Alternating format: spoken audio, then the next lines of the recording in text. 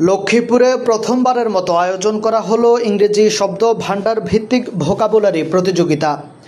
Care education school and কলেজের উদ্যোগে আয়োজিত এই প্রতিযোগিতা শিক্ষার্থীদের জন্য এক নতুন দিগন্তের সূচনা করেছে।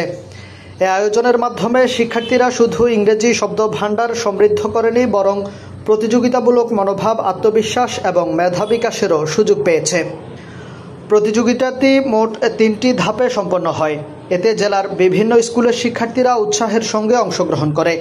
কারণ যদিও মূল বিষয় ছিল ভোকাবুলারি, কিন্তু তা প্রশ্নপত্রে উল্লেখ করা হয় নান্দনিক কোশ্চেন প্যাটার্নে, যা ছিল সত্যি অভূতপূর্ব।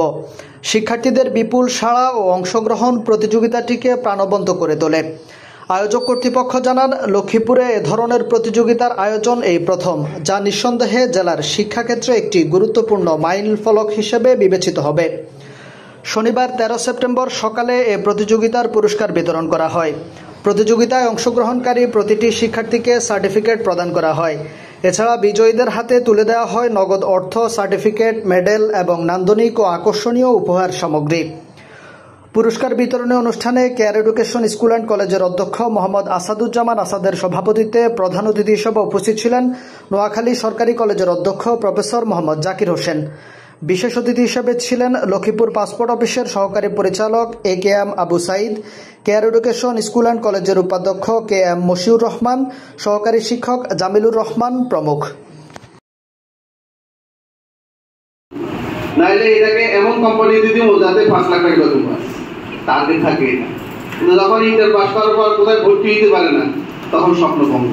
তখন দেখা যায় বাবা হার্ট ফেল করে, মা জ্ঞান হারাই ফেলে, আর ছেলে পড়াশোনার কোনো মনোযোগ পায় না, সে ওই অ্যাডিকশনে চলে যায় না। এই জায়গায় আপনাকে চিন্তা করতে হবে, আপনার সবার ছেলে ডাক্তার হবে না। আর সবাই ডাক্তার হয়ে গেলে বাকি কাজ কে করবে বলেন?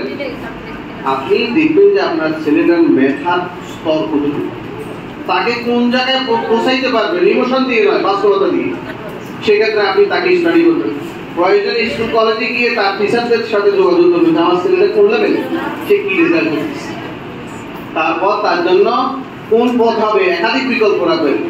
প্রত্যেকেরই কিছু ট্রেন্ড থাকে। দেখবেন যে আপনার কোনো বাচ্চা বাসায় জিনিসপত্র নিয়ে গেছে, গিয়ে সেটা ভাঙে, জোড়া দেয়, তারপরে এই জিনিসের প্রতি তার খুব আগ্রহ। আবার দেখবেন যে আপনার বাচ্চা আছে, তাহলে আপনার একটা দিয়ে কাটাকাটি করে। এই ধরনের কিছু ট্রেন্ড কিন্তু বাচ্চাদের আছে, এটা লক্ষ্য করুন। তাহলে আপনি চিন্তা করতে পারবেন যে তাকে কোন দিকে আপনি দেবেন, তাইলে কিন্তু আপনার কি হবে, বাচ্চাটা কাছে পাবে। আর এরপর হতাশ হওয়ার কোনো কারণ নেই। খুব ভালো না করেও, পড়াশোনায় খুব ভালো না করেও কোন রকম পাস করেও কিন্তু অনেক বড় বড় জায়গায় গেছে। বাচ্চাদের উপর অত্যাচার করবে। শেষ করছি এইভাবে, আমাদের হাতে যে জিনিস বললাম একটু আগে, অ্যান্ড্রয়েড সেট, এটা